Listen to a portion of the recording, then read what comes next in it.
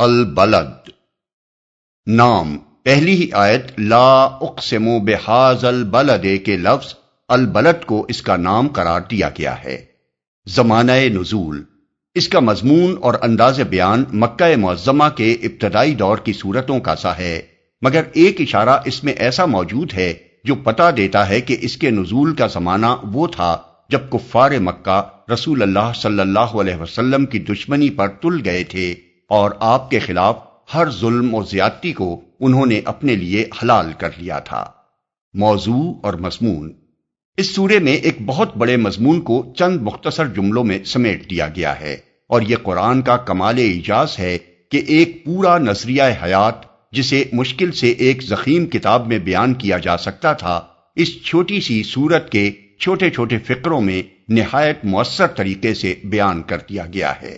اس کا موضوع دنیا میں انسان کی اور انسان کے لیے دنیا کی صحیح حیثیت سمجھانا اور یہ بتانا ہے کہ خدا نے انسان کے لیے سعادت اور شقاوت کے دونوں راستے کھول کر رکھ دیے ہیں، ان کو دیکھنے اور ان پر چلنے کے وسائل بھی اسے فراہم کر دیے ہیں، اور اب یہ انسان کی اپنی کوشش اور محنت پر موقوف ہے کہ وہ سعادت کی راہ چل کر اچھے انجام کو پہنچتا ہے یا شقاوت کی راہ اختیار کر کے برے انجام سے دوچار ہوتا ہے۔ سب سے پہلے شہر مکہ اور اس میں رسول اللہ صلی اللہ علیہ وسلم پر گزرنے والے مصائب اور پوری اولاد آدم کی حالت کو اس حقیقت پر گواہ کی حیثیت سے پیش کیا گیا ہے کہ یہ دنیا انسان کے لیے آرام گاہ نہیں ہے جس میں وہ مزے اڑانے کے لیے پیدا کیا گیا ہو، بلکہ یہاں اس کی پیدائش ہی مشقت کی حالت میں ہوئی ہے۔ اس مضمون کو اگر سورہ نجم کی آیت 39 لیسا للانسان الا ما سعی کے ساتھ ملا کر دیکھا جائے تو بات بالکل واضح ہو جاتی ہے کہ اس کارگاہ دنیا میں انسان کے مستقبل کا انحصار اس کی سعی و کوشش اور محنت و مشقت پر ہے۔ اس کے بعد انسان کی یہ غلط فہمی دور کی گئی ہے کہ یہاں بس وہی وہ ہے اور اوپر کوئی بالا تر طاقت نہیں ہے جو اس کے کام کی نگرانی کرنے والی اور اس پر مواخذہ کرنے والی ہو۔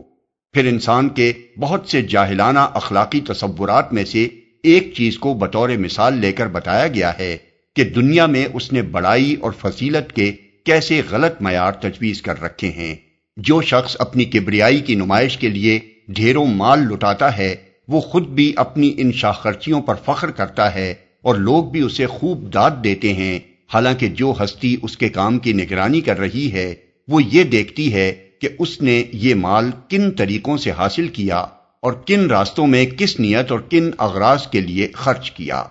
اس کے بعد اللہ تعالیٰ فرماتا ہے کہ ہم نے انسان کو علم کے ذرائع اور سوچنے سمجھنے کی صلاحیتیں دے کر اس کے سامنے بھلائی اور برائی کے دونوں راستے کھول کر رکھ دیے ہیں۔ ایک راستہ وہ ہے جو اخلاق کی پستیوں کی طرف جاتا ہے اور اس پر جانے کے لیے کوئی تکلیف نہیں اٹھانی پڑتی، بلکہ نفس کو خوب لذت حاصل ہوتی ہے۔ دوسرا راستہ اخلاق کی بلندیوں کی طرف جاتا ہے جو ایک دشوار گزار گھاٹی کی طرح ہے کہ اس پر چلنے کے لیے آدمی کو اپنے نفس پر جبر کرنا پڑتا ہے۔ یہ انسان کی کمزوری ہے کہ وہ اس گھاٹی پر چڑھنے کی بنسبت کھڈ میں لڑکنے کو ترجیح دیتا ہے۔